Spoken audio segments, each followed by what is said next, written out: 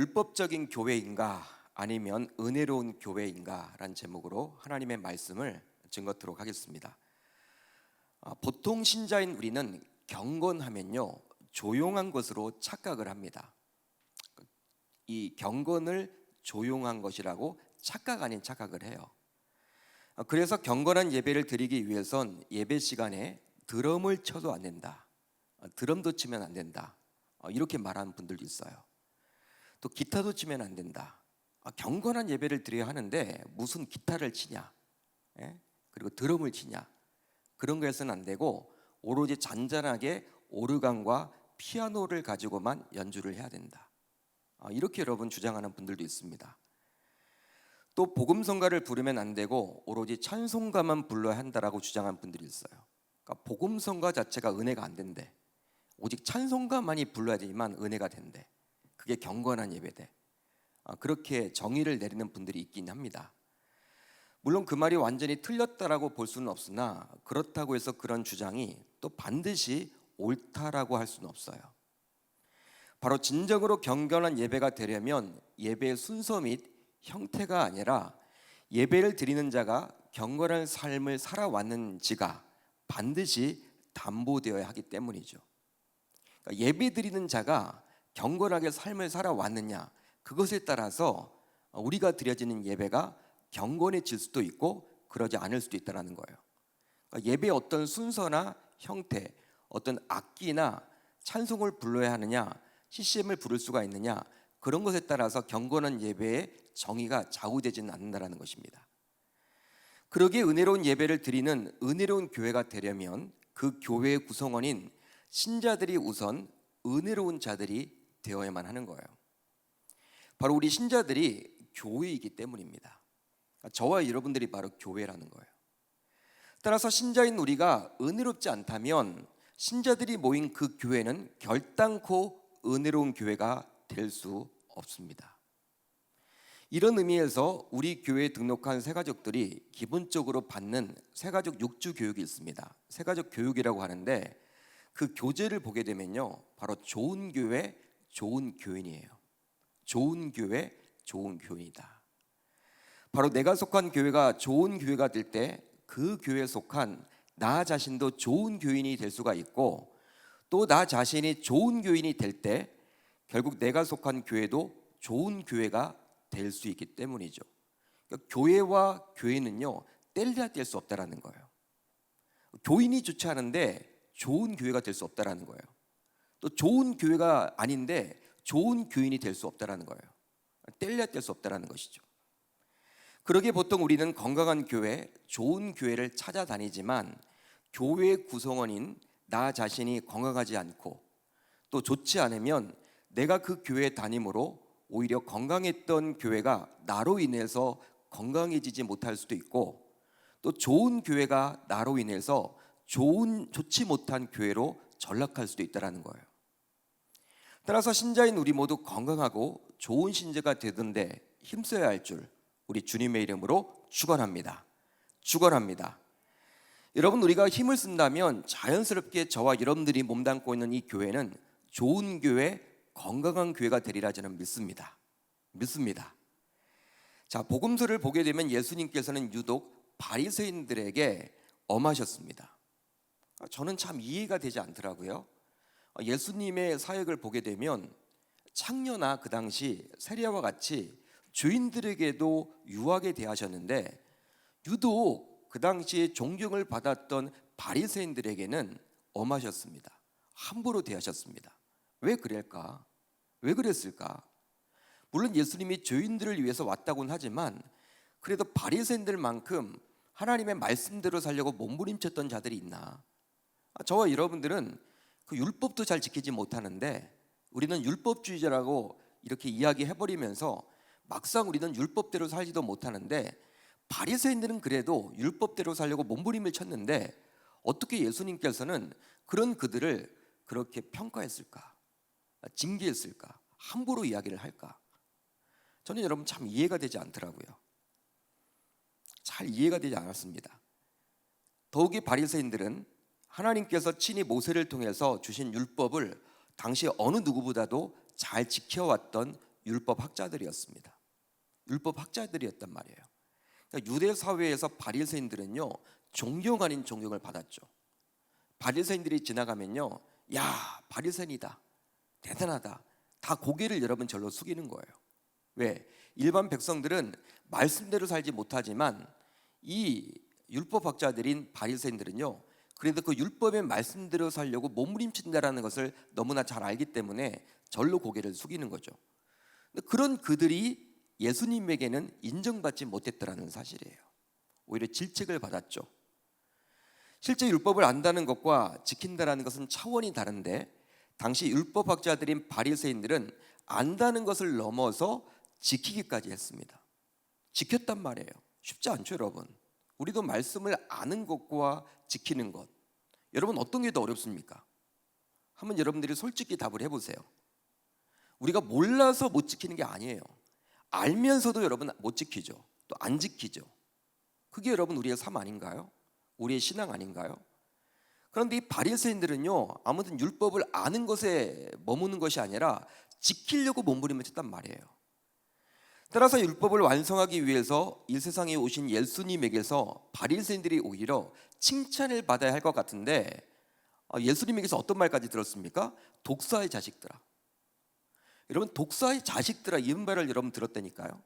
회칠한 무덤 같다, 겉과 속이 다르다, 위선자들아, 외식하는 자들아. 여러분 사람에게 그런 말을 할 수 있습니까? 예수님이 어떻게 그럴 수가 있단 말입니까? 바리새인들이 당시 그렇게 들었단 말이에요.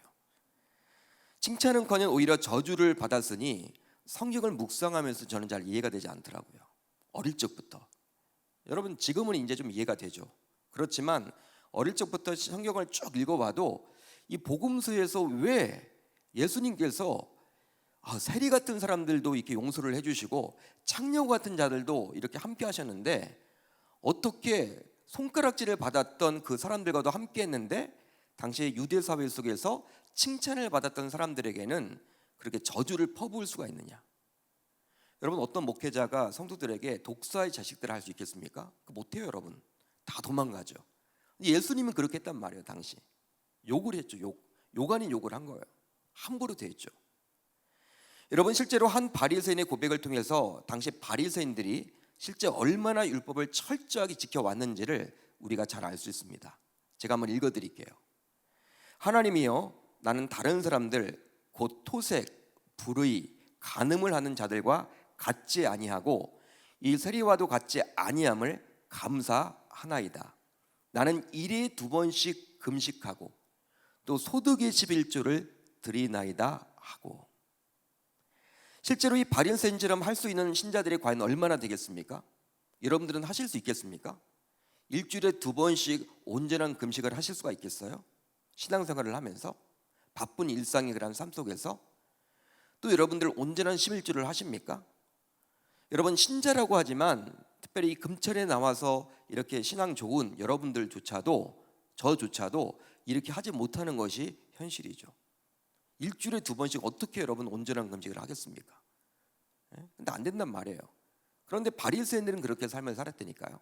대단하죠. 자 그렇다면 왜 예수님께서는 그렇게 바리새인들을 그렇게 몰아붙였을까요? 그 이유가 있겠죠. 왜 바리새인들을 그렇게 몰아붙였을까? 바로 바리새인들의 신앙의 모습은 겉과 속이 다른 위선적인 종교 생활이요 대단히 율법적이었기 때문입니다. 대단히 율법적이었단 말이에요. 겉과 속이 다른 종교 생활을 했단 말이에요. 이것 때문에 예수님께서는 몰아붙였다는 것이죠. 여러분 종교 생활은요 우리 주님이 그러지 원하지 않아요. 여러분들이 우리가 뭐 교회를 다니고 신앙생활을 하지만 우리의 신앙생활은요 신앙생활이 되어야지 종교 생활이 되어서는 안 돼요. 종교 생활을 하게 되면요 어떤 의미에서는 구원받지 못해요. 왜? 예수님께서 그다지 원치 않으시기 때문에.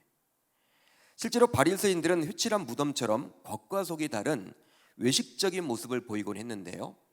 그러다 보니 겉으로 보여지는 신앙적 모습은 굉장히 경건했습니다.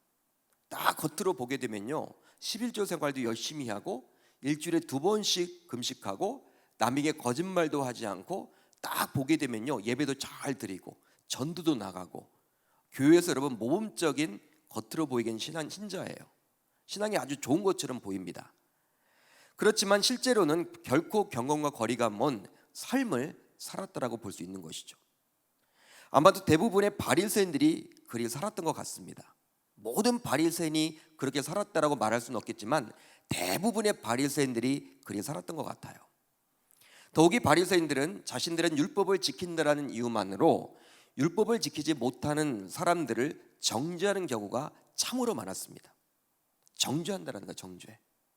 자신의 기준에 의해서 야, 나는 새벽 예배 나오는데 왜 누구는 새벽 예배 나오지 않는 거야? 나는 금철에 나오는데 왜 누구는 이렇게 안 보이는 거야? 뭐 이런 식이죠. 즉 자신은 율법을 잘 지키는데 왜 누구는 지키지 않느냐라는 식으로 쉽게 남을 판단하고 정죄했습니다. 마치 다음에 나오는 바리새인처럼 말이죠. 나는 다른 사람들 곧 토색, 불의, 간음을 하는 자들과 같지 아니하고 이 세리와도 같지 아니함을 감사하나이다. 바리새인이 지금 누구와 비교하고 있습니까? 옆에 있는 세리를 바라보면서 비교하고 있죠. 나는 잘하고 있다라는 거예요. 한마디로 당시 바리새인들은 율법 지킴을 자발적인 감사함이 있는 은혜의 원리가 아니라 어떤 의무감에서 즉 어쩔 수 없이 지켜야만 하는 율법의 원리로 행했던 거예요. 그러니까 율법을 지킨다라는 것은요, 하나님께서 율법을 주셨죠. 이것은 하나님의 백성들에게만 주신 거예요. 특별하게 백성들에게만 주신 겁니다. 이방인들에게 준 게 아니에요. 따라서 그 말씀을 여러분 주시면서 율법을 주시면서 또 신명기 28장의 말씀까지도 허락해 주셨죠. 어떤 말씀입니까? 신명기 28장의 말씀은 바로 율법을 제대로 지키면 임하게 될 축복, 또 율법을 제대로 지키지 않았을 때 받게 될 저주, 그것에 대한 기록이 나와 있거든요. 그렇기 때문에 율법을 잘 지키면 되는 거예요. 그렇기 때문에 율법을 주신 그 하나님께 감사를 드리면서 이것을 내가 그래도 잘 지켜야겠다, 내가 구원받은 자로서 내가 하나님의 백성으로서 잘 지키면 좋겠다라고 여러분 하면서 감사함으로 받으면 돼요. 은혜로 받으면 돼요. 그런데 이게 시간이 흐르면서 처음엔 그렇게 받았다가 어떻게 되었습니까? 마지못해서 의무감으로 지켜야 된다, 그렇게 변질되어 버린 것이죠. 의무감 때문에서 교회 출석도 하는 거야. 내가 그래도 교회 중직자인데, 그래도 내가 3대째 믿는 가정인데, 그래도 부모님 때문에 내가 나와야지, 내가 가정의 평화를 위해서 나와야지, 어떤 의무감 때문에 주일 출석을 하게 된다면 이건 바로 율법의 원리로 신앙생활을 하고 있는 거예요. 어떤 의무감 때문에 딱 주일이 되었습니다. 근데 이제 그래도 일주일 동안 지켜주신 그 하나님의 은혜에 감사해서 또 주실 그 은혜를 기대하면서 나오는 것하고 마지못해서 오늘 주일이네, 또 교회 나가야지 뭐 이런 생각으로 여러분 나와서 예배 드리는 것과는요 천지 차이라는 거예요. 여러분, 우리의 신앙생활이 과연 은혜의 원리냐 율법의 원리냐, 거기에 달려 있다라는 거예요. 차이가 분명하다는 것이죠. 혹시 여러분들은 무슬림이 지키는 라마단에 대해서 들어보셨습니까? 우리가 언론을 통해서 라마단 기간이다 이렇게 들어보셨죠. 라마단. 이슬람 교도인 무슬림들은 매년 약 한 달 정도 해뜰 무렵부터 해질 때까지 금식을 하는 종교 의식이 있었는데, 그 금식을 하는 달을 라마단이라고 합니다. 라마단. 여러분, 12개월 가운데 12개월 가운데 딱 한 달을요 금식했어요. 지금도 여러분 이슬람 교도들은 합니다. 대단하죠. 대단합니다. 근데 여러분, 계속 여러분 금식하는 게 아니라 해가 뜰 때부터 해가 질 때까지 한 낮 동안에만, 해가 떠 있는 그때만 금식하는 거예요. 실제 라마단은 이슬람력으로 9번째 달인데요, 라마단 기간은 이슬람교의 창시자가 신으로부터 계시를 받은 사건을 기념하기 위한 것으로 서기 632년부터 지금까지 시행되고 있습니다. 632년부터 한 해도 빠짐없이 지금까지 시행하고 있어요. 대단하죠. 금식은 이슬람교에서 강조하는 계율 중 하나로, 라마단 기간 중 금식은 종교적 의무일 뿐만 아니라 단지 음식을 먹지 않는다는 차원을 넘어 몸과 마음을 수련한다는 의미가 있습니다. 또 배고프고 힘든 사람들의 고통을 직접 체험함으로써 그들의 고통을 함께 나누겠다라는 의지가 거기에 담겨져 있는 거예요. 좋은 의미죠, 여러분. 한마디로 잘만 하면. 따라서 무슬림이라면 이 라마단을 철저하게 지켜야만 하는 거야. 자기 종교가 이슬람 교도인 무슬림이라면요, 이 라마단은 지켜야 돼요. 그런데요, 우리가 해외에서 선교하는 선교사님들, 무슬림 국가, 이슬람 국가에서 선교하시는 이 선교사님들의 이야기에 따르면요, 인도네시아나 이런 데서 선교를 하시는 분들 이야기를 따르면 라마단을 그야말로 철저하게 지키는 무슬림들도 있긴 하지만 대부분의 무슬림들은 무슬림으로서 지켜야만 하기에 마지못해 지키는, 즉 어떤 의무감에서 어쩔 수 없이 지키는 경우가 대단히 많대요. 대단히 많다라는 거예요. 남들이 다 지키니까 그냥 지키는 거야. 의무감 때문에.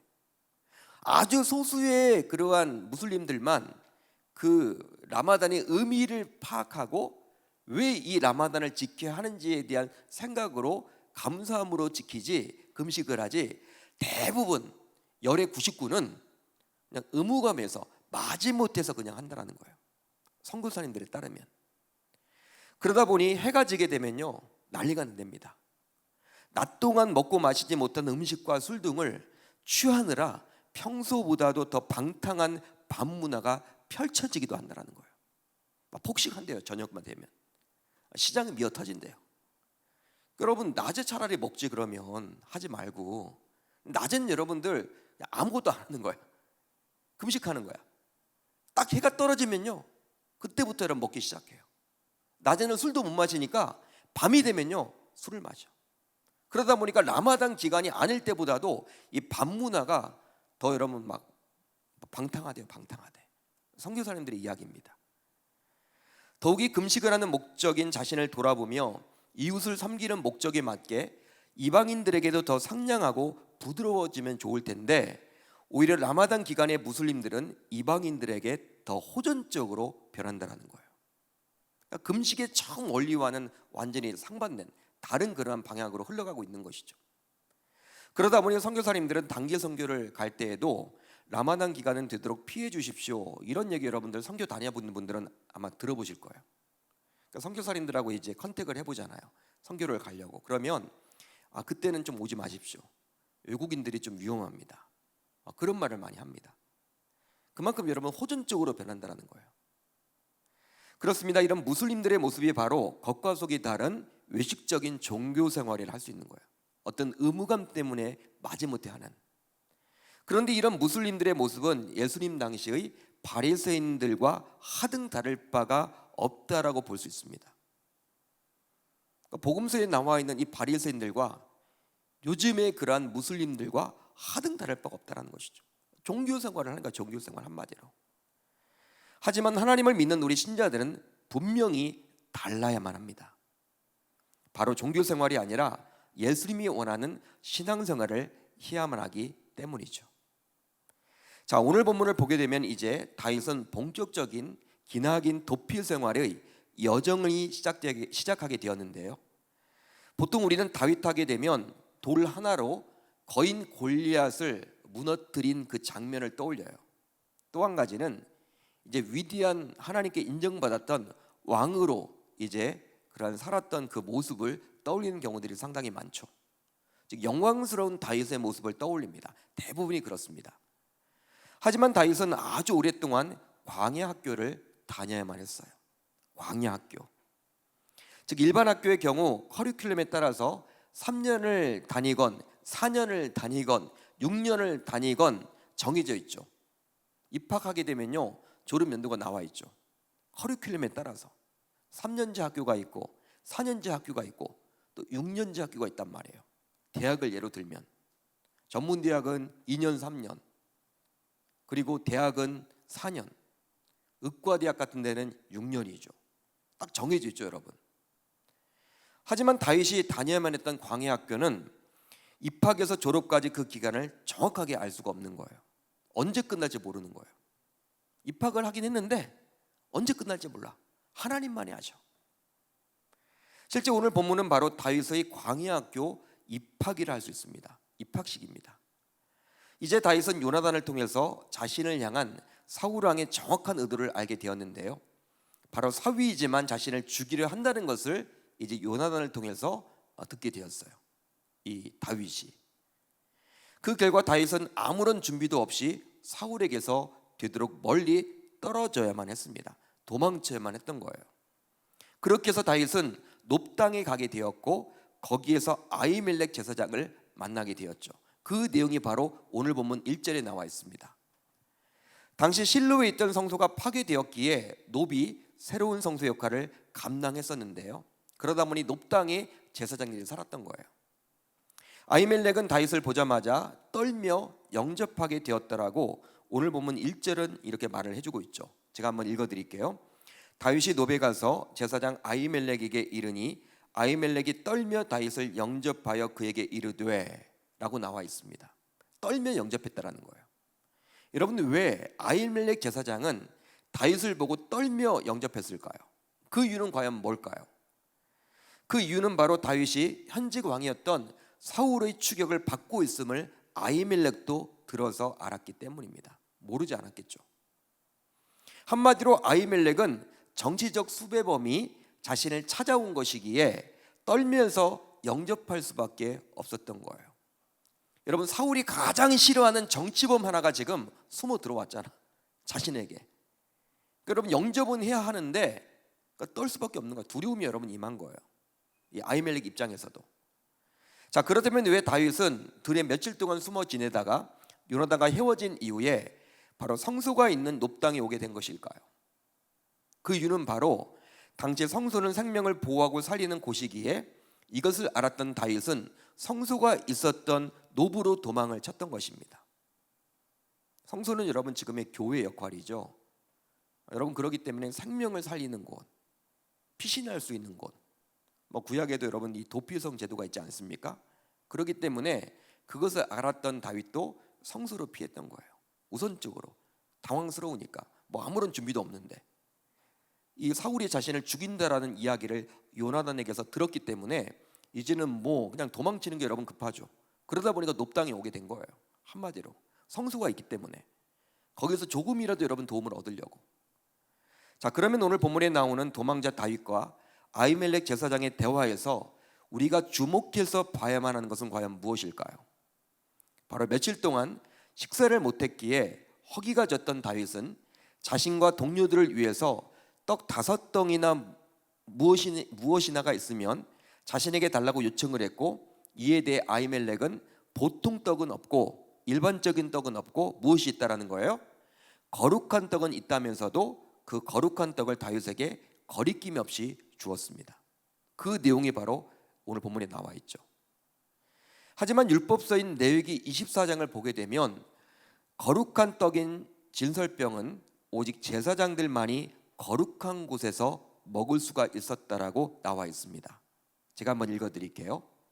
이 떡은 아론과 그의 자손에게 돌리고 그들은 그것을 거룩한 곳에서 먹을지니 이는 여호와의 화제 중 그에게 돌리는 것으로서 지극히 거룩함이니라. 이는 영원한 규례니라. 진설병에 대한 규정이에요. 율법에 나와 있는 말씀이죠. 그렇습니다. 율법 우리 레위기 24장에 따르면 성소 안에는 진설병 12개를 안식일마다 바꿔 올려야만 했습니다. 그렇다면 왜 떡 12개를 놨을까요?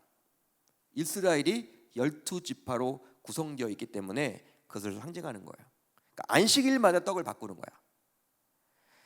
이 12개 떡은 이스라엘의 12지파를 상징하는 것인데, 이후 이제 새떡으로 갈고 나서 물린 것은 어떻게 했느냐?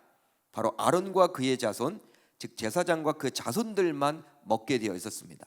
그것도 아무 장소에 가서 먹는 것이 아니라 거룩한 구별된 장소에서 그 떡을 먹을 수 있었다라는 거예요. 그런데 오늘 말씀을 자세히 보시면 다윗은 아히멜렉에게 거룩한 떡인 진설병을 달라고는 말하지 않았어요. 그걸 여러분 구체적으로 나 진설병이라도 달라 그렇게 말하지 않았습니다. 대신에 너무나 허기진 나머지 5개의 떡이면 족하면서 그것이 무엇이든지 달라고 요구를 했죠. 지금 배고프다라는 거야. 무엇이든지 먹을 테니까 좀 달라, 그 말이에요. 이런 다윗의 허기진 마음을 모를 리가 없었던 아히멜렉은 어떻게 했습니까? 오늘 말씀을 보게 되면 진설병까지 내주게 되었는데요. 하지만 다윗과 그의 일행은 자신이 제사장이 아니기에 먹어서는 안 된다는 그 규정을 잘 알았습니다. 하지만 오늘 말씀을 보게 되면 쭉 읽어보면 다윗과 그의 일행은요, 그 진설병을 먹어버렸죠. 허기진 나머지. 따라서 다윗과 아히멜렉 모두 어떤 의미에서 보게 되면 율법을 어긴 것입니다. 율법을 어긴 거예요. 하나님 말씀을 어겼다라는 거예요. 오늘 말씀을 보게 되면 결국 이런 모습을 모두 지켜보았던 오늘 말씀 7절에 나와 있는 이 도액이라는 사람이 누구냐면 사울의 목자장이었는데 사울에게 이 사실을 모두 알려버렸죠. 그 결과 높당에 있었던 아히멜렉과 제사장들은 율법을 어겼다라는 이유만으로 모두 죽임을 당하게 되었습니다. 너무나 안타까운 일이 벌어진 것이죠. 에돔 사람 도액이 들어가서 제사장들을 쳐서 그날의 세마포 에봇 입은 자 85명을 죽였고, 제사장들의 성읍 노브의 남녀와 아이들과 젖 먹는 자들과 소와 나귀와 양을 칼로 쳤더라. 여러분, 아히멜렉의 율법 어김으로 높당에 있었던 수많은 제사장들이 죽었습니다. 또 심지어는 일반 백성들도 죽었어요. 그뿐 아니라 그들의 가축까지도 모두 죽었습니다. 너무나 안타까운 일이죠. 이건 여러분 사울이 너무나 과하게 한 거죠. 도액이 너무나 여러분들 이렇게 하지 말아야 될 일을 한 거죠. 그들의 책임은 아닌데 그들이 무슨 책임이 있겠습니까? 무슨 잘못이 있겠습니까? 일반 백성들이, 가축들이. 그것까지 죽인 것은 잘못이라고 볼 수 있지만 당시 아히멜렉만큼은 율법을 분명히 어겼기 때문에 심판을 피할 수 없다라고 볼 수 있는 거예요. 죽어도 마땅한 거예요, 여러분. 아히멜렉만큼은. 왜? 율법을 어겼잖아요. 진설병은 누구만 먹을 수 있습니까? 아무나 먹는 것이 아니라 자기 가족들만 먹어야 돼. 제사장 가족들만 구별된 장소에서 먹을 수 있습니다. 다윗은 제사장이 아니잖아요. 줘버렸단 말이에요. 그리고 다윗을 먹어버렸네. 여러분, 그러기 때문에 이 아히멜렉의 죄로 인해서 그 나머지 제사장들과 그 높당에 있던 많은 사람들도 죽었고 또 가축들까지 죽었다라고 볼 수 있는 것이죠. 안타까운 일이 벌어진 거예요, 한마디로. 그렇지만 이 아히멜렉만큼은 용서받을 수 없는 사람이야. 왜? 율법을 어겼기 때문에. 자, 그렇다면 왜 아히멜렉은 도망자 신부인 다윗에게 율법을 어기면서까지 진설병을 주어서 다윗으로 하여금 먹도록 했을까요? 여러분, 그냥 없다고 해버리면 되잖아. 줄 수 없다. 여러분, 그렇게 말할 수도 있잖아요. 그럼 뭐 다윗이 여러분 어떻게 하겠습니까? 분명히 여러분 율법을 지키려면요, 이 떡은 줄 수 없다. 규정상 말이 안 된다. 하나님의 율법을 보면 이것은 제사장들만 먹을 수 있다. 너희들은 제사장이 아니기 때문에 줄 수 없다. 이렇게 말해버리면 끝나. 근데 그런 말을 하지 않고 아히멜렉은 지금 이 다윗과 그의 일행들에게 줘버렸단 말이에요. 왜 그랬을까요, 여러분? 율법은 제사장들만이 거룩한 곳에서 진설병을 먹어야 한다라고 규정해 주고 있지만 레위기 분명히 말씀에 나와 있죠. 아히멜렉은 비록 제사장이 아니더라도 하나님의 일을 하는 사람이라면, 그가 정결한 상태라면 먹을 수 있다라고 율법의 규정을 확대 해석했기 때문이에요. 자기가 확대 해석한 거예요. 실제로 다윗은 아히멜렉에게 자신과 부하들이 사울 왕의 명령을 은밀히 수행하는 중이라고 말을 했었습니다. 오늘 말씀 쭉 읽어보면. 그렇기 때문에 하나님의 기름 부음을 받았던 왕의 명령을 수행하는 것은 곧 하나님의 일을 하는 것이라고 아히멜렉은 여겼던 것이죠. 그러나 아히멜렉은 엄연히 율법을 어겼다라는 이유로 죽임을 당한, 즉 낙인이 찍혀서 이제 대대로 사람들에게 알려져 오게 되었어요. 유대 사회 속에서 아히멜렉 하게 되면요, 긍정적인 평가를 받지 못했다라는 거예요. 왜? 율법을 어겨서 죽임을 당한 사람으로 낙인이 찍혔습니다. 하지만 마태복음 12장을 보세요. 마태복음 12장으로 오늘 말씀을 풀어야 돼. 신구약이 여러분 연결이 되어 있는 거예요. 마태복음 12장을 보면 예수님께서는 오늘 말씀인 사무엘상 21장의 사건을 재해석해 주십니다. 그러니까 여러분, 예수님 당시까지 이 아히멜렉에 대해서 복권이 되지 못했어요. 명예회복이 되지 못했어요. 율법 어긴 자로서 사람들의 손가락질을 받았단 말이에요. 그런데 예수님께서 이 사건을 재해석해 주십니다. 제가 말씀을 한번 읽어드릴게요. 좀 길지만 제가 읽어드립니다. 그때 예수께서 안식일에 밀밭 사이로 가실새 제자들이 시장하여 이삭을 잘라 먹으니 바리새인들이 보고 예수께 말하되 보시오, 당신의 제자들이 안식일에 하지 못한 일을 하나이다. 예수께서 이르시되 다윗이 자기와 그 함께한 자들이 시장할 때에 한 일을 잊지 못하였느냐? 그가 하나님의 전에 들어가서 제사장 외에는 자기나 그 함께한 자들이 먹어서는 안 되는 진설병을 먹지 아니하였느냐? 또 안식일에 제사장들이 성전 안에서 안식을 범하여도 죄가 없음을 너희가 율법에서 읽지 못하였느냐? 내가 너희에게 이르노니 성전보다 더 큰 이가 여기 있느니라. 나는 자비를 원하고 제사를 원하지 아니하노라 하신 뜻을 너희가 알았더라면 무죄한 자를 정죄하지 아니하였으리라. 인자는 안식일의 주인이니라 하시니라. 할렐루야, 할렐루야. 예수님께서 주신 말씀이에요. 아마도 안식일의 밀밭 사이를 지나가다가 예수님의 제자들도 너무나도 배고픈 나머지, 시장한 나머지 그 이삭을 따먹었던 것 같아요. 그러자 난리가 났어요. 안식일 규정을 어겼다라고 당시 바리새인들은요, 그 꼬투리를 잡아가지고 예수님을 계속 욕하는 거야. 정죄하는 거야. 잡아 죽이려고 하는 거예요. 당신 제자들은 뭐 하는 거냐? 율법을 모르냐? 어떻게 안식일에 그 밀밭 사이로 지나가면서 그것을 따먹을 수 있냐? 노동했다라는 거예요. 한마디로. 왜 그따위 일을 하냐? 당신이 하나님을 아는 사람이냐? 막 정죄를 해댑니다.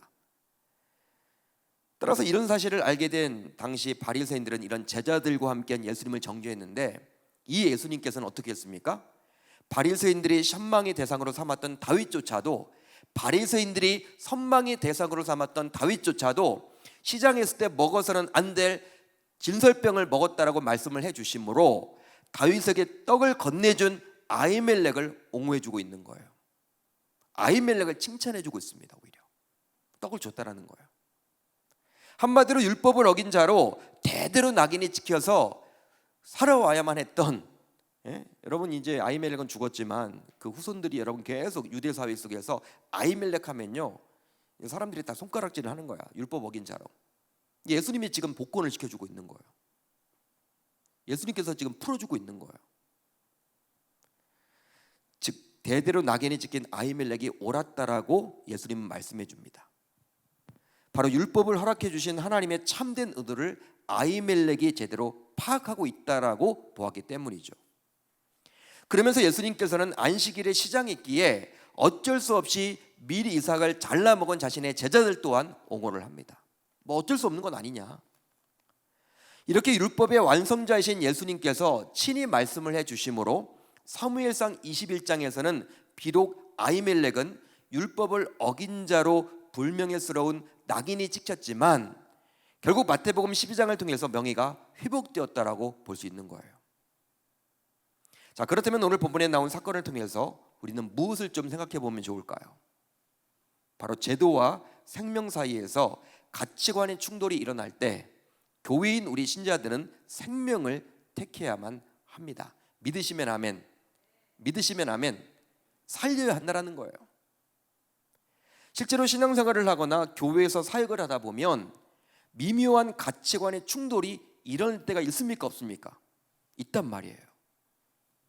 즉 그대로 하면 하나님의 말씀을 어기게 되는데 안 하자니 생명이 죽을 것만 같아요.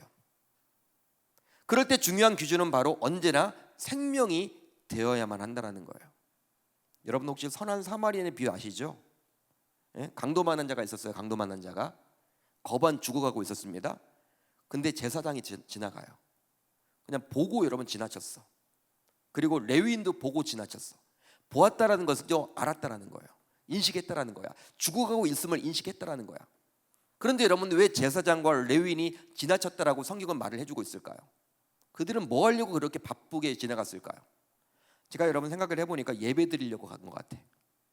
예배 시간 늦었다. 빨리 가야지. 예배 시간 지금 11시 앞두고 있는데 빨리 가야지. 죽은 걸 봤는데도 불구하고 예배 시간 지금 드리러 가는 거예요. 그런데 여러분들 결국 누가 여러분 그를 구해줍니까? 선한 사마리아인. 선한 사마리아인은요 그 당시 예배도 못 드릴 존재였어요. 제사장과 레위인들이 정죄했던 자들이었어. 그렇지만 그는 그 강도 만난 자를 살렸죠.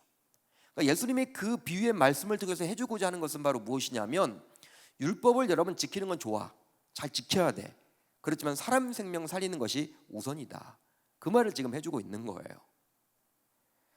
여러분, 이런 관점으로 보게 되면 평소에는 진설병과 관련된 율법의 규정을 온전히 지켜야만 합니다. 평소에는 잘 지켜야 하겠죠. 하지만 진설병밖에 없는데 허기가 져서 아사직전에 있는 사람이 있다면 그 진설병이라도 먹어서 우선 사람을 살리고 봐야 한다는 거예요. 또 안식의 규정은 꼭 지켜야만 합니다. 그 지키지 말란 말이 아니에요, 여러분. 지켜야 돼요. 잘 지켜야 합니다. 하지만 안식일에 배고파 죽겠는데 미리 이삭밖에 먹을 것이 없다면 그것이라도 먹여서 살리라는 거예요. 왜? 생명이 우선이니까. 따라서 율법은 지켜야 하지만 그 율법을 지킴으로 사람이 죽게 생겼다면 오히려 그 율법을 다소 어기더라도 우선 사람을 살리는 은혜의 원리가 우리 신자들의 신앙생활이요, 교회 생활이 할 줄로 믿습니다. 그러니까 사람 살려야 된다는 거예요. 하지만 안타깝게도 아직도 많은 신자들은 율법을 지켜야 한다고 주장을 합니다. 율법이 우선이라고 이야기해요. 그러니까 종교 생활을 하기 때문에 그렇게 벌어지는 일이라는 거예요. 그러게 우리 교회가 율법적인 교회인가 아니면 은혜로운 교회인가를 알 수 있는 방법이 있습니다. 바로 무엇이냐? 교회 구성원인 우리가 율법적으로 신앙생활을 하고 있는지 아니면 은혜로 신앙생활을 하고 있는지 이것을 보면 알 수 있는 거예요. 알 수 있는 거예요. 나는 과연 율법적으로 신앙생활을 하고 있느냐? 나는 과연 은혜의 원리로 신앙생활을 하고 있느냐? 그러니까 우리들이 모여서 우리 계명교회가 되는 거잖아요. 그러니까 여러분, 우리 계명교회가 좋은 은혜의 원리가 충만한 교회가 되려면 바로 우리 자신이 어떤 율법적으로 종교화되어서 신앙생활을 해서는 안 되고 은혜의 원리의 바탕이 되어서 사람 살리는 이 교회 신자가 되어야 한다는 거예요. 이제 율법의 완성자이자 곧 말씀이신 예수님의 의도대로 저를 포함하여 우리 모두 은혜로 신앙생활을 하겠다라고 다짐하고 결단하고 돌아갈 수 있기를 우리 주님의 이름으로 축원합니다. 여러분, 마태복음 12장에 와서 예수님께서 오늘 말씀을 뒤집어 버리죠. 아히멜렉을 칭찬합니다. 좋다라는 거야. 그러니까 아히멜렉이 옳았다라는 거야. 그러니까 아히멜렉이 그 당시에는요, 그 떡을 줌으로 말미암아 자기 자신이 죽고 그 마을이 쑥대밭이 되었지만 예수님께서는요, 봐라, 다윗을 살리지 않았냐? 다윗이 지금 숨이 넘어가고 있는데 배고파하고 있는데 그 진설병을 주어서 다윗은 제사장이 아니었음에도 불구하고 그것을 먹고 살았다. 예수님께서 그렇게 칭찬을 하고 있는 거예요.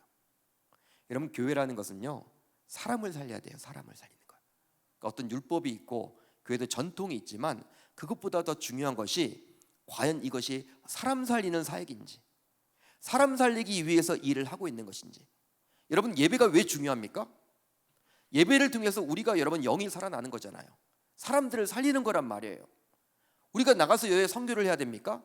그게 바로 여러분 죽어가는 그 영혼들을 살리는 거잖아요. 여러분, 교회는요, 사람 살리는 곳이야. 사람 살리는 곳. 영적인 병원이에요. 교회는 영적인 병원이에요. 병원에 가면 죽은 자를 살리죠.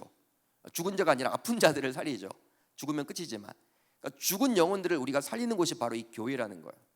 저와 여러분들 모두 율법적인 신앙생활, 종교적인 신앙생활이 아니라 저와 여러분들 모두 이 밤 이제 결단하고 돌아갈 때 이제부터 나 자신은 종교화되어서 딱딱한 신앙생활이 아니라 자유함 가운데 은혜로 신앙생활을 해나가는 저와 여러분들이 다 되실 수 있기를 우리 주님의 이름으로 축원합니다.